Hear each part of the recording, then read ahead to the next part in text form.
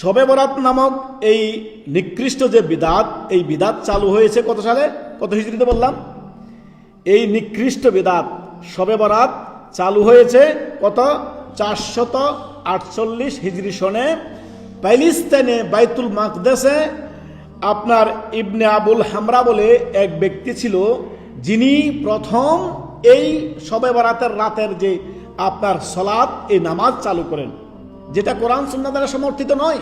একটু আগে বললাম এই শবে বরাত শব্দটাই হচ্ছে ফার্সি শব্দ, এটা আরবি শব্দ নয়, না এটা বাংলা শব্দ, না আরবি শব্দ। সব মানে কি?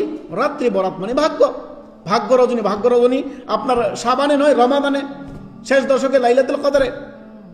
সুবহানাল্লাহ। অতএব সর্বদা আমাদেরকে এই কথা খেয়াল রাখতে হবে, ইসলাম মানে আল্লাহ এবং তার রাসূল সাল্লাল্লাহু আলাইহি ওয়াসাল্লামের কথা, কোনো ব্যক্তির কথার নাম ইসলাম নয়।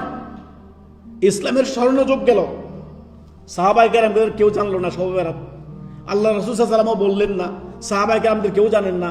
আবু বকর, ওমর, ওসমান, আলী ইবনে আবি তালিব রাদিয়াল্লাহু তাআলা আনহু সহকারে 1 লক্ষ মতান্তরে 24,000 সাহাবায়ে কেরাম কেউ শবে বরাত পালন করলেন না। আর আপনার তাবিনরা কেউ শবে বরাত পালন করলেন না, তাবা তাবিনরা কেউ শবে বরাত পালন করলেন না, ইমাম আবু হানিফা শবে বরাত পালন করলেন না, ইমাম শাফি, ইমাম মালিক, ইমাম আহমেদ কেউ শবে বরাত পালন করলেন না। ইভেন কি ইমাম বুখারী থেকে নিয়ে স্বর্ণযুগের কোনো আলেম জানতেন না এগুলো।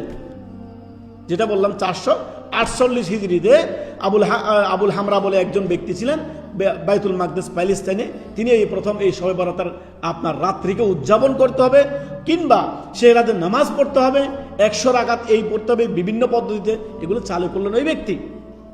তার তেলাওয়াত অত্যন্ত সুন্দর ছিল, সেগুলো দেখে মানুষ তার পিছনে ইক্তেদা করতে লাগলো। এইভাবে করে পরের বছর আরো বড় জামাত হয়ে গেল। এইভাবে করে ধীরে ধীরে ধীরে এই দিনটাকে তারা উদযাপন করতে লাগলো শবে বরাত নামে। এই রাতে তারা কি করতো? মধ্য শাবানে কি করতো? এই ঘটা করে ইবাদত বন্দেগীতে তারা লাগতো। এই মধ্য শাবানে কোনো ইবাদত বন্দেগী সাব্যস্ত নয় কোরআন সুন্নাহ দ্বারা।